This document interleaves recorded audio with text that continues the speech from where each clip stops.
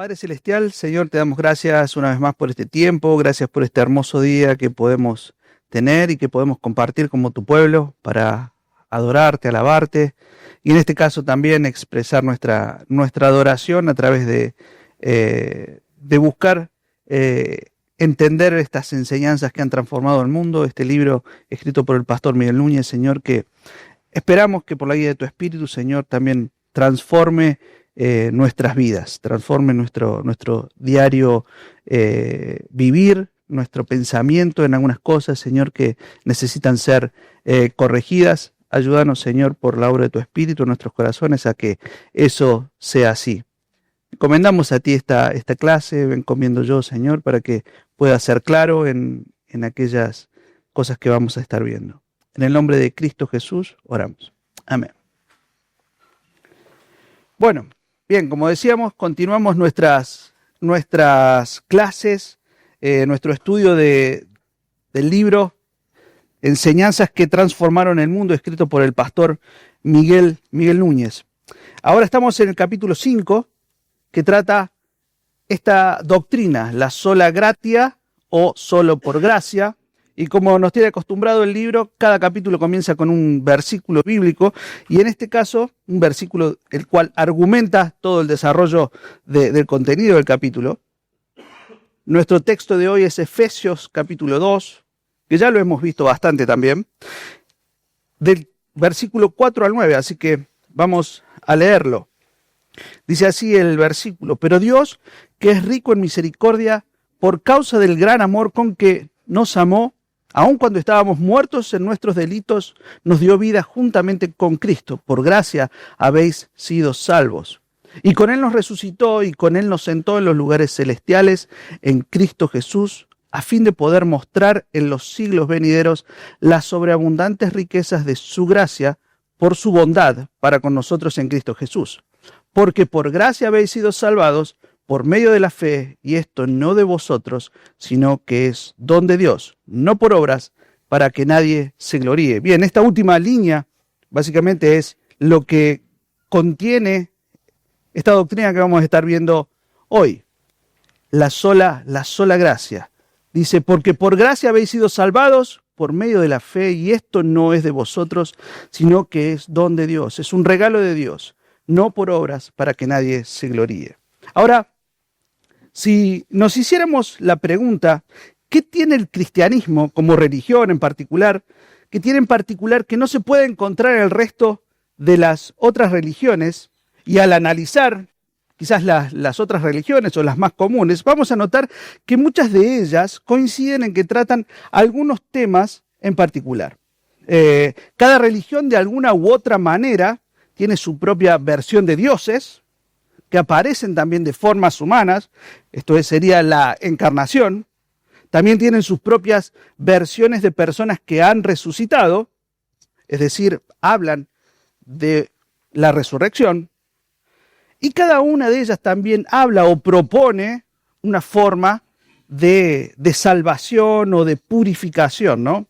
Sin embargo, hay algo en particular que el cristianismo se distingue por encima del resto de las religiones. Y es que el cristianismo habla de la salvación en términos que no la menciona ninguna otra. En el cristianismo, la salvación es ofrecida completamente gratis y de forma incondicional. Bueno, completamente gratis, sabemos que un costo tuvo, pero lo pagó Cristo. Es completamente gratis para nosotros, no tenemos que pagar nada, ¿no? Pero alguien pagó y ese ha sido Cristo en la obra en la cruz. Solo el cristianismo habla de la salvación en estos términos, ¿no? Incondicionalmente. Así que si nosotros pensamos brevemente o repasamos brevemente algunas de estas religiones, y muy cortito, no entramos en tanto detalles, pero lo que queremos mostrar es un punto. Por ejemplo, el budismo tiene un sistema de 8 pasos para llegar a liberar al hombre de sus deseos egoístas, para purificarlo de alguna forma, para hacerlo mejor persona. Y eso lo hace en esta vida y no hay vida después de esta, según el budismo, ¿no? Entonces se está hablando de obras humanas para liberar al hombre de su egoísmo. Luego tenemos el hinduismo, por ejemplo, que el hinduismo habla de lo que hemos escuchado ya, esta ley del karma, que habla de cómo el ser humano se reencarga una y otra vez por miles de años o millones de años para purificar ese karma hasta llegar a unirse supuestamente a Brahma, que es la deidad suprema del hinduismo, ¿no? De vuelta, lo que hace o su énfasis es en obras que realiza el hombre para purificarse, esfuerzo humano.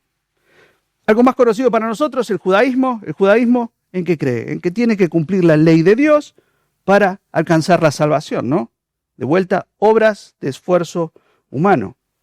En el Islam, Alá, el Dios del Islam, Alá determina la suerte de las personas al final de los tiempos. Entonces, depende de conocer la voluntad de Alá. Hay un código que cumplir y Alá evaluará en función a las obras de las personas, si han sido buenas o malas, de vuelta, el esfuerzo de ellos, si están para salvación o están para condenación. Bueno, muy brevemente hemos visto las más conocidas, pero el punto que queremos llegar es que todo se centra en esfuerzos humanos, en obras de las personas para alcanzar alguna especie de purificación o de salvación, en otras palabras. Solamente en el cristianismo vamos a encontrar esta idea de la salvación ofrecida al hombre basada en el amor incondicional de Dios al hombre, ¿no? Ahora, de vuelta, recordemos que la única razón por la que el cristianismo puede ofrecer esta salvación es porque hubo otra persona que pagó esa deuda pendiente. Lo hemos visto en clases anteriores. En la clase anterior de Sola Fe vimos que esta persona obviamente era Cristo, ¿no? En su obra en la cruz, viviendo una vida perfecta, vida que no podíamos llevar nosotros, y la ofreció en la cruz para el perdón de nuestros pecados. Por eso es la única que habla en esos términos el cristianismo, es la única religión que habla en esos términos, ¿no? Acerca de la salvación. Y habíamos visto en la última clase este término de la imputación, ¿no? ¿Alguno recuerda qué era la imputación? ¿Querés explicarlo, Pablo? La imputación es cuando, o sea, es una deuda que es cargada, o sea, que es quitada por el nombre, por el pago de otra persona. ¿Cuál? Bien.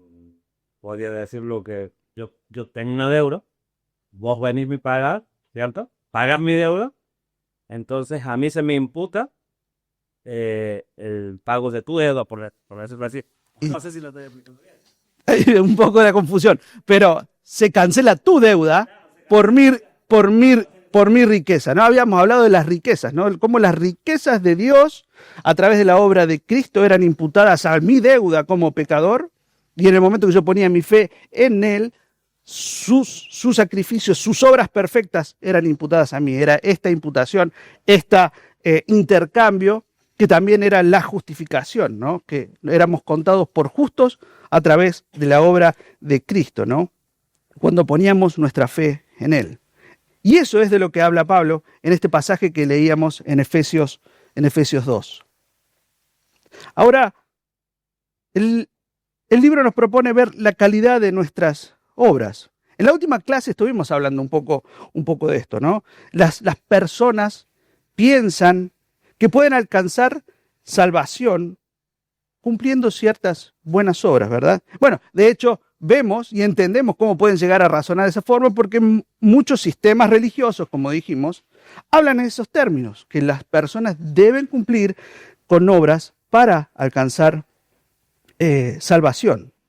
Pero justamente, como les decía en la clase anterior, el de Sola Fe, vimos que esa no es la verdad, no es lo que nos revela la palabra de Dios. La Escritura nos revela que luego de la caída del hombre, la raza humana se corrompió, ¿no? A un grado tal que Dios en un momento, vimos en Génesis 6:5, tuvo que juzgar a todo el planeta. Él vio al hombre, dice Génesis 6:5, el Señor vio que era mucha la maldad de los hombres en la tierra y que toda intención de los pensamientos de su corazón era hacer siempre el mal. Había mucha maldad, toda la intención de los pensamientos de su corazón era hacer de continuo, dice en otras versiones, todo el tiempo, de continuo, siempre el mal. Esa es la condición del hombre, ¿no? Cuando la ponemos a la luz de la Escritura. Bueno, esto habla justamente de su corrupción propio de la caída, propio de haber caído en el pecado. Habla de la condición del corazón del hombre. Y eso ha sido así desde que Adán y Eva desobedecieron a Dios.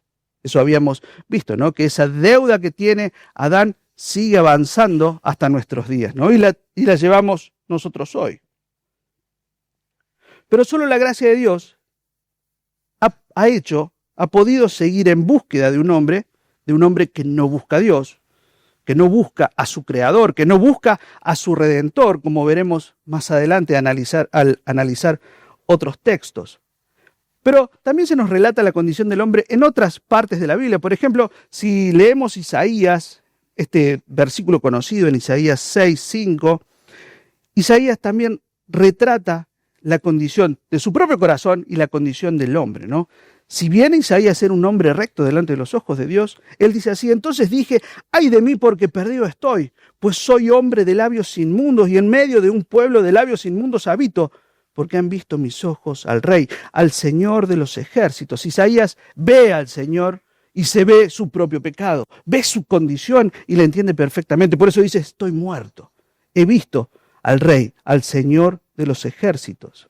Avanzamos un poco en la historia bíblica y tenemos al profeta Daniel, también un profeta íntegro, pero que al orar en cierta ocasión él dice, hablando con Dios, hemos pecado, hemos cometido iniquidad, hemos hecho lo malo, nos hemos rebelado y nos hemos apartado de tus mandamientos, de tus ordenanzas. Daniel de vuelta, un profeta que era íntegro, que era recto, él se hace parte de este pueblo pecaminoso y él dice, nosotros nos rebelamos, somos pecadores. Job, también tenemos allí la historia. Un hombre comienza el libro de Job diciendo que era intachable. Dios mismo diciendo de él, este hombre es intachable a mis ojos. Sin embargo, a lo largo de la historia vemos que él termina pecando y que Dios lo tuvo que confrontar, ¿no? Damián nos recordaba esta historia donde ya Dios se cansó de él y en un momento le dijo, bueno, pará. ¿A dónde estabas vos cuando yo puse los cimientos de este mundo? ¿Dónde estabas cuando yo creé? ¿Dónde estabas vos? En otra forma, él estaba diciendo, Dios le estaba mostrando quién era él, quién era Job y su soberanía y su bondad por encima, ¿no? Y al final vemos en este Job que había arrancado intachable en el libro, y termina también siendo confrontado porque está cuestionando al Señor y pecando al final. ¿Qué queremos demostrar con esto? Que toda la historia de la Biblia, en la Biblia, relata que el hombre está manchado, está teñido del pecado. Y luego llegamos al Nuevo Testamento, a la carta de Romanos, donde Pablo describe la condición de este hombre caído a la perfección. Él describe no solamente la condición del hombre caído, sino la condición de todo hombre, de todos nosotros, la naturaleza misma del hombre. Este texto dice así, como está escrito, no hay justo ni aun uno, no hay quien entienda, no hay quien busque a Dios, todos se han desviado, a una se hicieron inútiles, no hay quien haga lo bueno, no hay ni siquiera uno. Sepulcro abierto es su garganta, engañan de continuo en su lengua. Veneno de serpientes hay bajo sus labios, llena está su boca de maldición y amargura. Sus pies son veloces para derramar sangre, destrucción y miseria hay en sus caminos, y la senda de paz no han conocido. No hay temor de Dios delante de sus ojos. Estas palabras son contundentes. De vuelta, describen la condición del hombre, describen la calidad de las obras que el hombre pudiera ofrecer. Es decir, mala calidad, ¿no? Es contundente lo que Pablo dice. Dice, no hay justo, no hay alguien bueno, no hay ni siquiera uno. No hay quien entienda, tampoco hay quien busque a Dios. Todos se han desviado, todos, y utiliza sus labios, su boca, está llena de pecado, ¿no? De engaño, de maldición. Aún se hicieron inútiles. En definitiva, no hay temor de ellos, no hay temor de Dios en ellos, delante de sus ojos. Entonces, vemos que la Escritura es muy clara acerca de la condición del hombre. Vemos que todas las facultades del hombre están teñidas por el pecado. Su mente, su corazón, sus emociones, su conducta, su voluntad, todas sus obras están teñidas por la maldad, porque su corazón es pecaminoso. ¿Bien? Y veíamos estos textos que refuerzan un poco esto que estamos hablando, ¿no? Segunda de Corintios 4:4 habla de cómo está entenebrecida la mente del hombre. Vemos en los cuales el Dios de este mundo ha cegado, entenebrecido el entendimiento de los incrédulos para que no vean el resplandor del Evangelio de la gloria de Cristo, que es la imagen de Dios. Decimos que el corazón está también teñido por el pecado. Su corazón se volvió de piedra y nos lleva a Ezequiel 36:26, donde Dios hablando les está diciendo, es necesario que les dé un corazón nuevo. Yo les daré un corazón nuevo y pondré un espíritu nuevo dentro de ustedes. Quitaré de su carne el corazón de piedra y les daré un corazón de carne. Y finalmente esta idea, que la voluntad del hombre quedó esclavizada al pecado. Dice 2 de Timoteo 2:26, y volviendo en sí, escapen del lazo del diablo. ¿Qué significa? Que están enlazados por el diablo, están cautivos de él para hacer su voluntad, para hacer el mal, para pecar, ¿no? Esto veíamos también en el capítulo 2 de este libro, que era lo que llamamos la depravación total, o que también el libro lo llama como la inhabilidad del hombre. Y decíamos que esto era uno de los temas centrales sobre la salvación que atravesó la historia de la iglesia temprana y también persiste hasta hoy, porque el hablar de la depravación total y la inhabilidad del hombre, o el no conocer esta doctrina, hace que la iglesia se centre en el hombre y no en Dios, ¿no? Esto es la habilidad que no tiene el ser humano de escoger a Dios. Es la habilidad o no que tiene el ser humano de escoger a Dios, lo que algunos llaman el libre albedrío. Bueno, lo que habla la depravación total o la inhabilidad del hombre, justamente esta doctrina, es que no existe tal cosa como la posibilidad de que el hombre pueda escoger a Dios, porque era lo que veíamos en Romanos, ¿no? No hay quien lo busque, no hay ni siquiera uno quien entienda. Y el pastor Miguel Núñez dice en el capítulo 2, no entender correctamente esta doctrina de la depravación total enferma a la iglesia porque la vuelve centrada en el ser humano, como decíamos. Y eso tiene efectos en la forma en que la iglesia adora, en la forma en que la iglesia se relaciona con Dios y adora a Dios. Y bueno, como decimos, se centra en el ser humano y no en Dios. Por ahora, las obras del ser humano frente a la gracia y la justicia de Dios, o como está titulado así al revés, la gracia y la justicia de Dios frente a las obras del ser humano. Aquí tenemos dos atributos de Dios, la gracia y la justicia. La gracia de Dios es aquel atributo por medio del cual Dios nos concede lo que no merecemos, es este favor inmerecido de Dios. Y la justicia, por otra parte, es el atributo, es la parte de su carácter que garantiza que su ley santa sea cumplida, ¿no? Lo que está bien será recompensado y lo que está mal será castigado. Cuando hablamos de la salvación, de vuelta en términos bíblicos, la Biblia nos revela que esto es un regalo de Dios, es un don de Dios, leíamos en Efesios, ¿no? Efesios dice, porque por gracia ustedes han sido salvados por medio de la fe, y esto no procede de ustedes, no viene de ustedes, no está en ustedes. O como Pablo lo dice, esto no, ustedes no buscan a Dios, sino que es un don de Dios. Claramente, es un regalo de Dios. Habla en estos términos, un don que es otorgado por Dios al hombre. Ahora, es importante notar también que en la gracia, o que la gracia, mejor dicho, excluye la posibilidad de que las obras de los hombres puedan contribuir a la salvación. Fíjense cómo dice Pablo en Romanos 11:6, se los leo, no está allí. Romanos 11:6 dice, pero si es por gracia, ya no es a base de obras. De otra manera, la gracia ya no es gracia. Y si por obras, ya no es gracia. De otra manera, la obra ya no es obra. Por eso dice que la gracia, el concepto de gracia en sí mismo, excluye las obras, es excluyente. Y las obras excluyen también la gracia.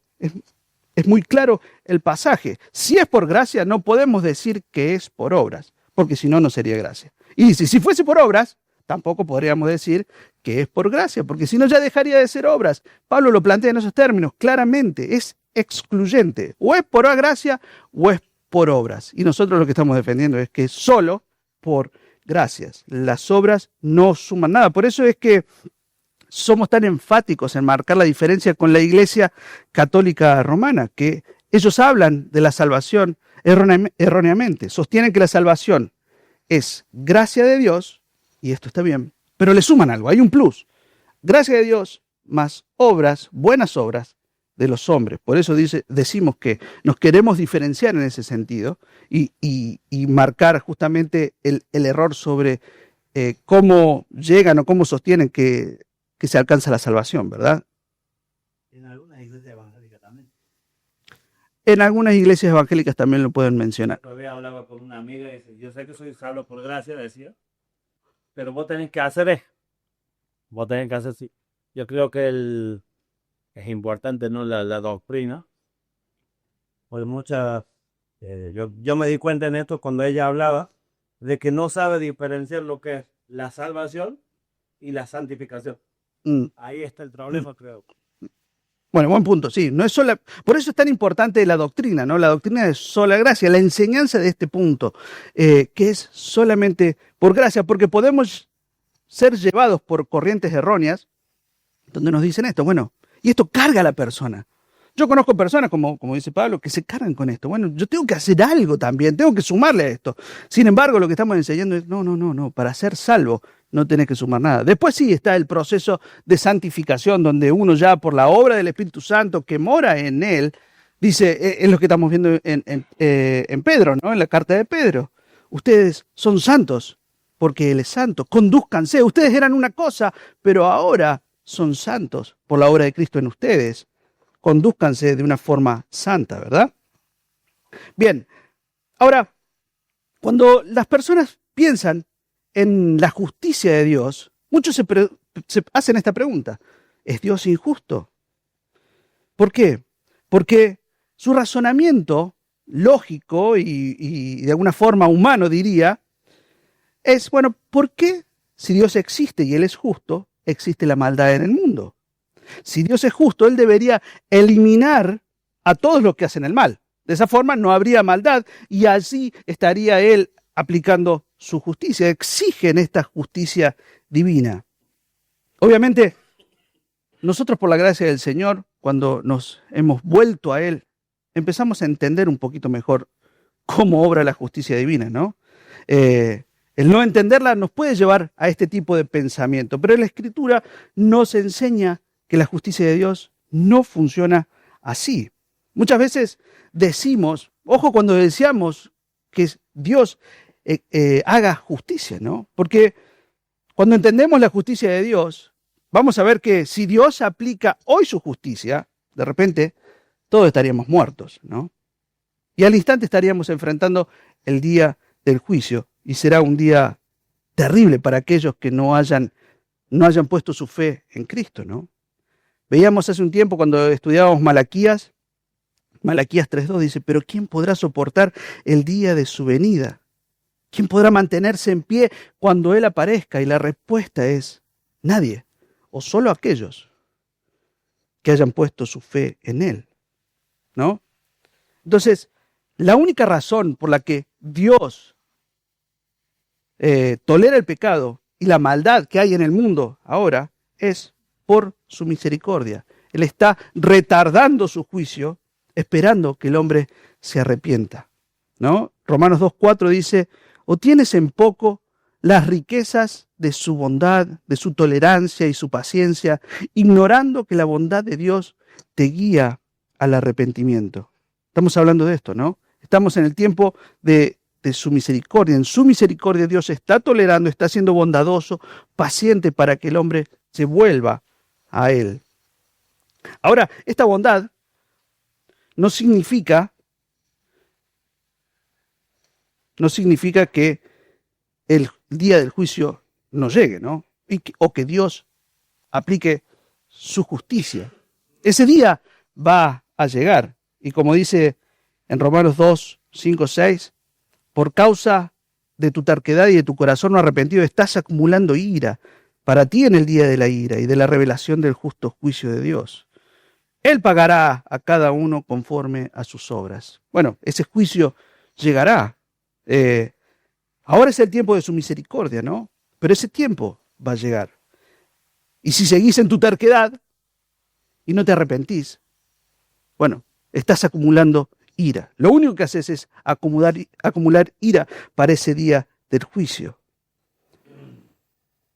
Por eso, la urgencia de Pablo, ¿no? Cuando escribe la segunda carta a los Corintios dice, pero ahora es el tiempo propicio, ahora es el día de la salvación.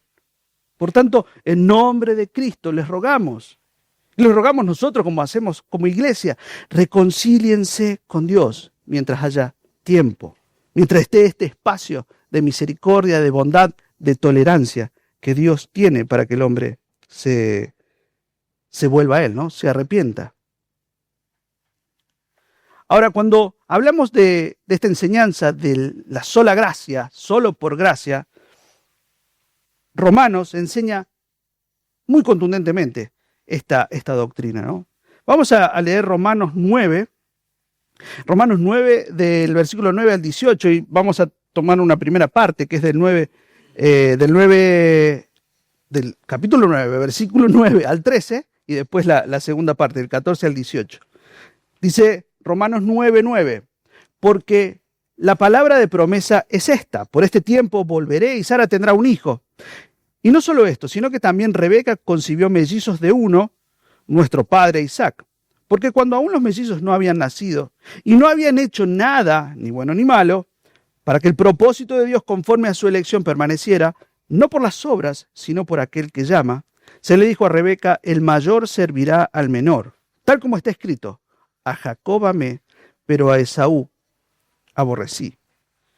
Hay mucho contenido en estos pocos versículos, pero de vuelta decimos que es muy contundente Pablo en sus palabras en esta porción de Romanos.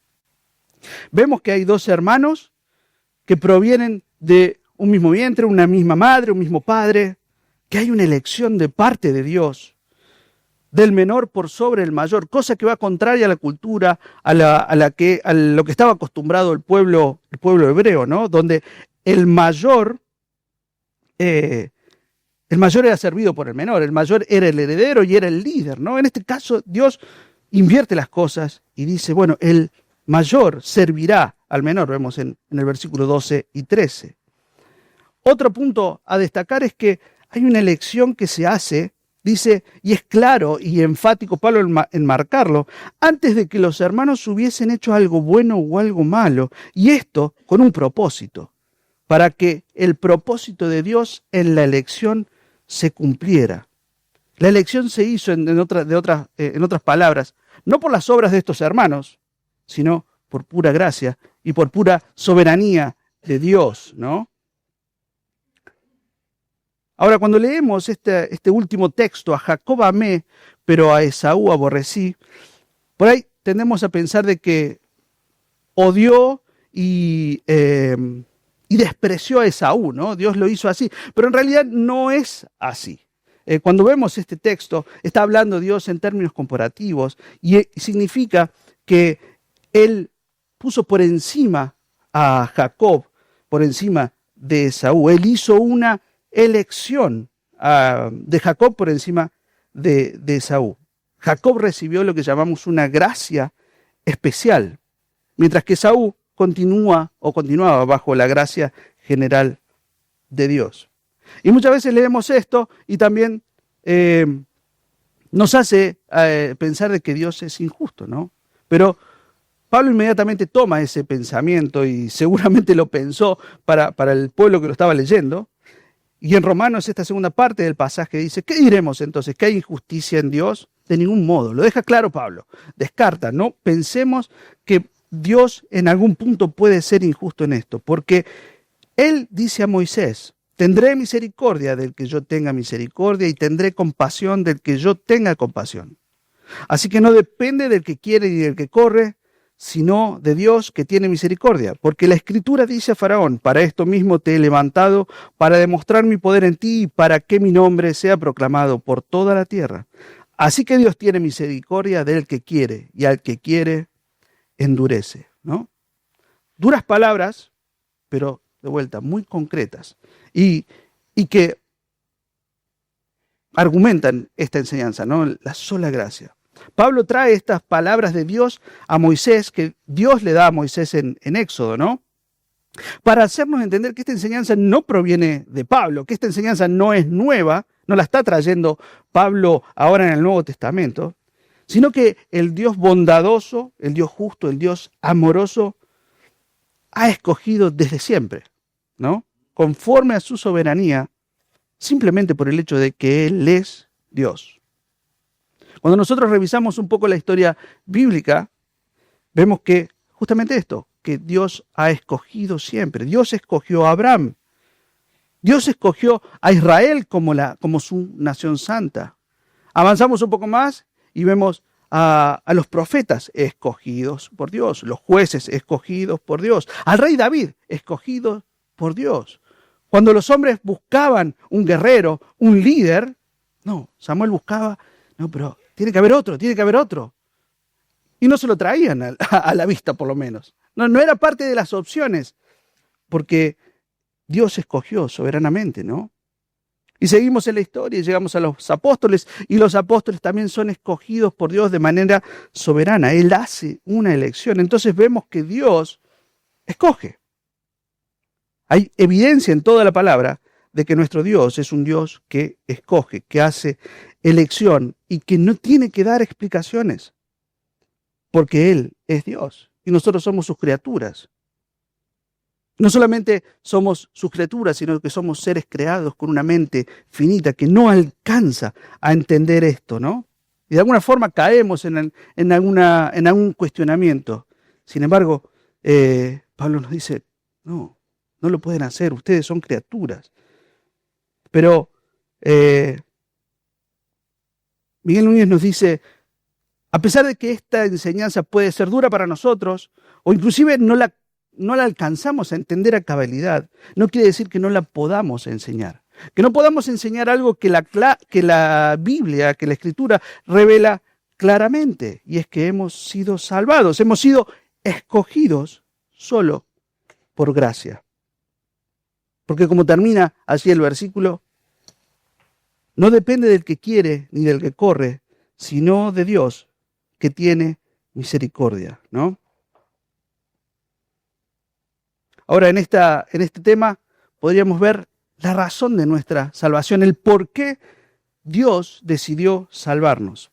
Ahora, si buscamos las respuestas y comenzamos pensando en que algo de nosotros, de lo que somos, de lo que pensamos, de lo que hacemos, puede dar respuesta a esta pregunta, ya empezamos mal. Ya hemos errado, ¿no? La respuesta a esta pregunta, ¿por qué Dios decide salvarnos?, la encontramos en Efesios, ¿no? Nuevamente, este texto con el cual comenzamos, Efesios 2, ahora del 4 al 5, dice, pero Dios, que es rico en misericordia por causa del gran amor con que nos amó, aun cuando estábamos muertos en nuestros delitos, nos dio vida juntamente con Cristo. Por gracia, ustedes han sido salvados, ¿bien? Entonces, la respuesta está allí. Ha sido por su misericordia, por su amor, por su gracia. Misericordia se refiere a no recibir aquello que sí merezco. Merecíamos la condenación, pero recibimos su perdón cuando confiamos en Cristo. Esto es la misericordia. La gracia se refiere a recibir aquello que no merezco. No merezco la vida, pero en Cristo se me ha dado la vida, ¿no? No solamente que hemos recibido la vida, sino que Dios nos trata como hijos. Dios nos sienta a su mesa, algo que no merecíamos, ¿no? Nos sienta a su mesa. Y no solamente que nos sienta a su mesa, no somos simplemente invitados, sino que somos llamados hijos. Y si hijos, coherederos con Cristo, ¿no? Entonces, toma mayor relevancia la gracia de Dios. Recibimos aquello que no merezco. El pastor Miguel Núñez utiliza una ilustración para hacernos ver esto, ¿no? Esto es cuando un padre advierte a su hijo que si desobedece será castigado y luego el hijo obviamente desobedece, pero el padre decide no castigarlo. Bueno, ha obrado misericordia sobre el hijo porque lo que merecía era un castigo, pero no lo castigó, ofreció misericordia. Ahora, si sigue el padre y dice, bueno, ahora vamos a dar una vuelta y te voy a dar un helado, bueno, no merecía el helado. Entonces está ofreciendo gracia. No solamente se quedó en la misericordia, sino que ahora avanza y le da un helado, cuando inclusive por su mala conducta no merecía el helado, ¿no? Y esto es para mostrar, ¿no?, que los seres humanos, para nosotros es difícil pensar en la idea de la salvación solo por gracia, porque estamos acostumbrados a los méritos, estamos acostumbrados a pagar por todo lo que hacemos. En nuestra vida corriente es así. Nosotros trabajamos por un sueldo, ¿verdad? Estudiamos para obtener buenas calificaciones, con el propósito de obtener un título. Entrenamos para obtener buenos resultados deportivos. Hasta muchas veces, yo no sé si a ustedes les pasa, pero recibimos un regalo y no me puedo quedar solamente en que, bueno, esta persona tuvo un gesto para conmigo. No, yo ahora de alguna forma me siento obligado a devolver ese gesto. Porque pensamos en eso, hay méritos. O sea, ya ahora tengo una deuda. O hasta cosas más simples. Bueno, alguien me invita a su casa a comer y yo digo, bueno, ahora yo lo voy a invitar a él. Y estamos iguales, ¿no? Él me paga un almuerzo, yo pago un almuerzo. ¿Bien? Y estamos iguales. Porque de alguna forma, y esto simplemente para graficar en forma cotidiana, no digo que todos los manejemos así, pero sí las personas pensamos en esos términos, ¿no? Pero Dios nos ofrece su salvación libre de costo en Cristo, ¿no?, por gracia. Y eso es algo que es difícil de entender para nosotros. Y hasta a veces ni siquiera queremos recibirlo, ¿no? Efesios 2, 4 al 6, Pablo nos dice que Dios es misericordioso con nosotros por este gran amor con que nos amó. Y ese amor con que nos amó nos dio resultados, o nos dio como resultado, mejor dicho, 3 cosas. Nos dio la vida que no merecíamos juntamente con Cristo, nos resucitó juntamente con Él, otra vez, cosa que no merecíamos, y nos sentó en los lugares celestiales juntamente con Cristo. Por eso decimos que es solamente por gracia. Recibimos aquello que no merecíamos. Ahora, ¿cómo es ese gran amor de Dios? Bueno, un poco lo hemos estado hablando, ¿no? Pero el autor, el pastor Miguel Núñez, nos invita a explorar 3 características del amor, ¿no? O 4, mejor dicho, 4 creo que hay. Y vemos, por todo lo que estamos hablando, por este capítulo en particular, pero todos los capítulos que venimos hablando, de que el amor de Dios es incondicional. ¿Qué significa que es incondicional?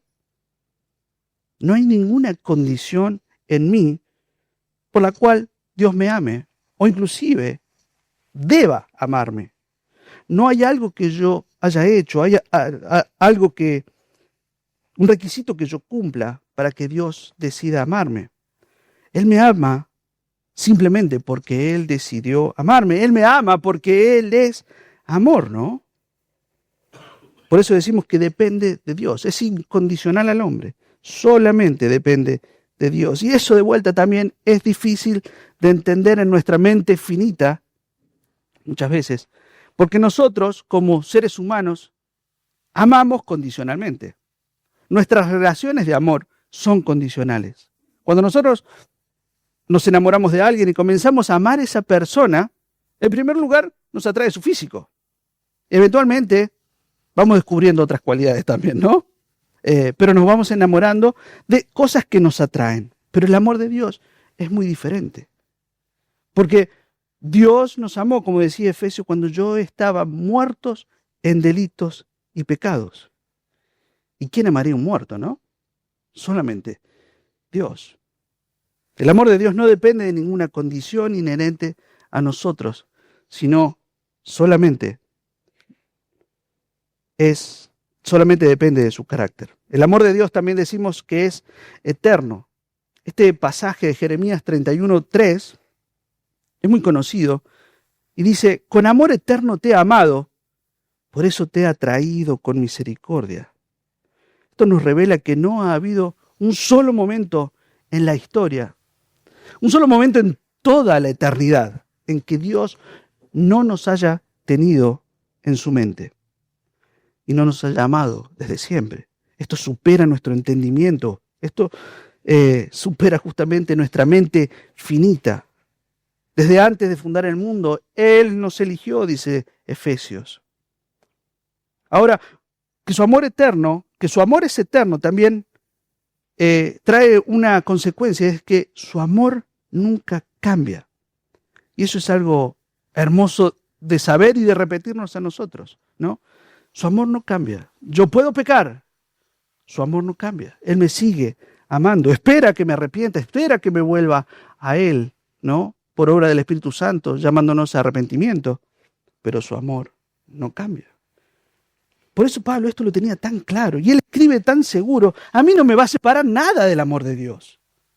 La muerte, la vida, lo presente, lo futuro, con amor eterno te he amado. Recuerda Pablo, ni lo presente, ni lo porvenir, nada nos podrá separar del amor de Dios que es en Cristo Jesús, Señor nuestro, porque su amor eterno no cambia.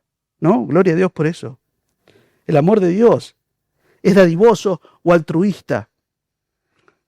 O para ponerlo en palabras más claras, altruista es desinteresado. No hay nada que Él no nos ama porque esté interesado en nosotros. Así funciona nuestro amor. Nosotros amamos por interés, amamos por necesidad. Solemos decir: te amo porque te necesito, ¿no? Te amo porque no puedo vivir sin vos. Te amo porque me haces sentir bien. Te amo porque me haces mejor persona. Te amo porque me completás, ¿no? Todas estas frases románticas, hermosas, que muchas veces disfrutamos, ¿no? Que nos las digan, expresan al final de cuentas un amor egoísta de nuestra parte. Pero el amor de Dios es desinteresado. Es muy distinto. Dios me ama sin necesitarme. Es más, es tan diferente que Él me ama porque entiende que nosotros necesitamos de Él. Y nos ama porque quiere darnos aquello de lo que necesitamos. Necesitamos la vida eterna, necesitamos la salvación. Eso viene por gracia. El amor de Dios es incomprensible. Bueno, un poco de lo que estamos hablando, ¿no? Cuando describimos cómo Dios nos ama, no alcanzamos a entenderlo. No podemos entender cómo Dios nos ama cuando Él conoce cada rincón de nuestro ser, de nuestro pensar, de nuestro actuar, de nuestra mente, ¿no? Por eso es incomprensible. Tengo un amigo que tiene la capacidad de poder ver películas y extraer escenas que de alguna forma lo marcan a él y le dan una enseñanza. Yo no tengo esa capacidad, pero por la gracia del Señor, Él me las muestra y me hace ir a ver de vuelta la película. Y en este caso me hizo acordar a la película, dice: ¿conoces a Joe Black? Es de Brad Pitt, una película bastante vieja, pero hay una escena clave para este amigo mío, que después la descubro por él, donde se acerca a Joe Black, que interpreta la muerte, y le dice a uno a un hombre, le dice: ¿amas a tu mujer? Sí, claro que la amo, con todo mi ser, le dice él. ¿Y ella te ama a ti? Y el hombre se emociona. Le dice: sí, me ama. ¿Y cómo sabes que te ama? Porque ella conoce cada cosa fea mía, cada pensamiento, porque yo se lo he compartido. Cada situación, conoce lo peor de mí y aún así, ella me ama y sigue a mi lado. Bueno, eso es lo que hace Dios con nosotros, ¿no? Y para nosotros es incomprensible cómo una persona como Dios, conociendo lo peor de nosotros, puede amarnos de esa forma. Bien, características de la gracia de Dios. Vimos algunas características del amor de Dios, podemos ver algunas características de la gracia de Dios. Y de vuelta son cosas que hemos estado viendo, ¿no? La gracia de Dios es inmerecida, no por obras. No hay méritos que nosotros podamos hacer para alcanzar la gracia. Y como veíamos en la cita de Pablo, la gracia en sí excluye todo mérito. O es por gracia o es por obras. No se pueden dar las dos cosas, ¿no? Cuando hablamos de la gracia también tenemos que entender lo que es la gracia común y la gracia especial. La gracia común es aquella que reciben todas las personas, independientemente de que sean creyentes o no.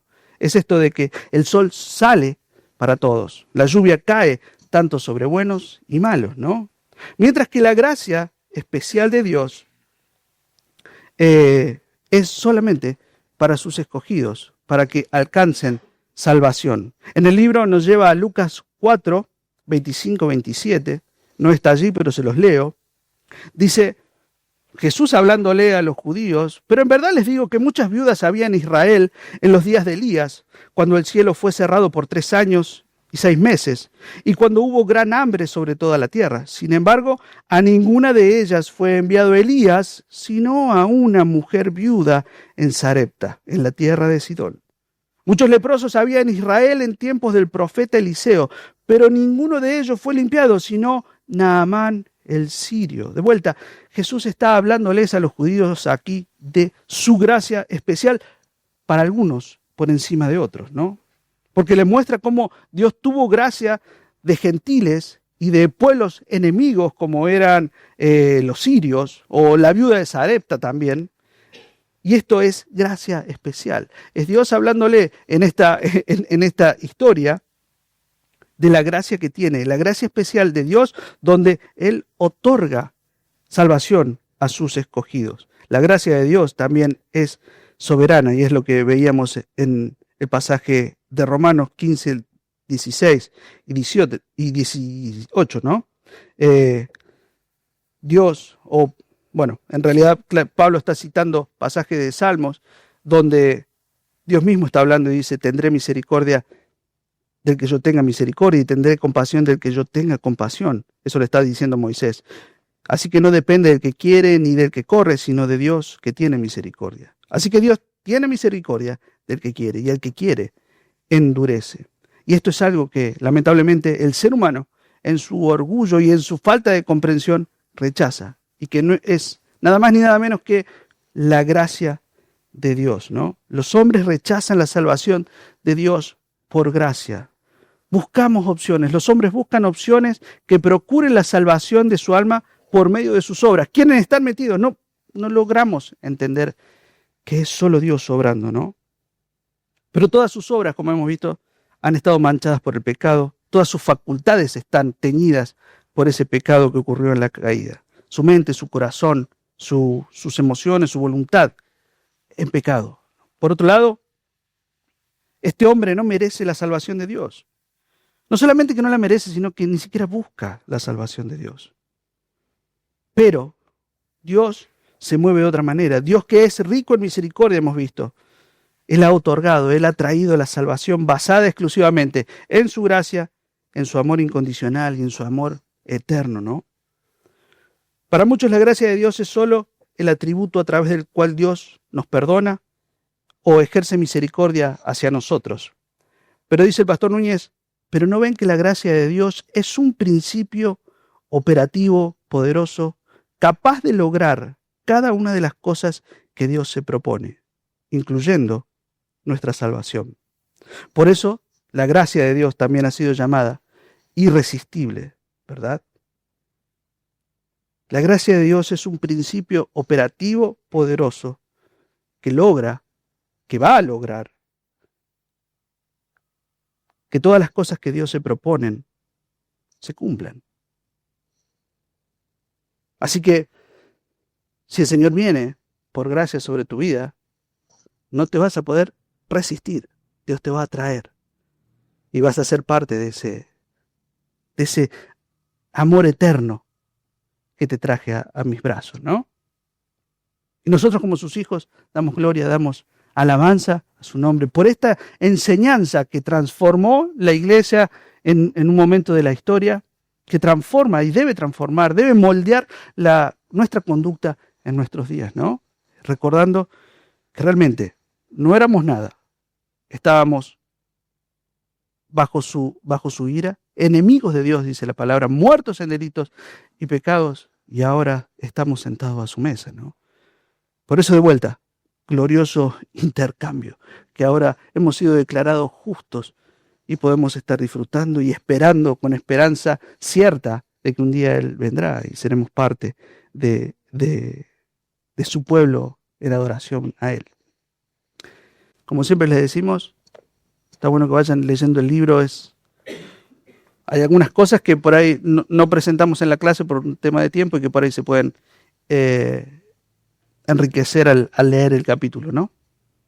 Pero los invitamos a continuar leyendo estas enseñanzas. Padre Celestial, nuevamente te damos gracias por este tiempo, gracias por tu gracia, por tu amor incondicional, por tu amor eterno, por tu misericordia. Gracias por tu justicia. Gracias, Señor, porque has abierto nuestros ojos al Evangelio. Gracias porque con amor eterno nos has atraído hacia ti, Señor, y hemos podido gustar de tu salvación. Gracias, Señor, por estas cosas. Ayúdanos a incorporarlas a nosotros. Ayúdanos también a compartirlas con otras personas, con otros hermanos, con otras personas que son engañadas, como escuchábamos, como sabemos, que también podamos darle de este amor que hemos gustado a ellos al hablarles de la verdad, Padre. Señor, nos encomendamos a ti. Obra en nuestros corazones, en nuestras vidas. En el nombre de Cristo Jesús. Amén.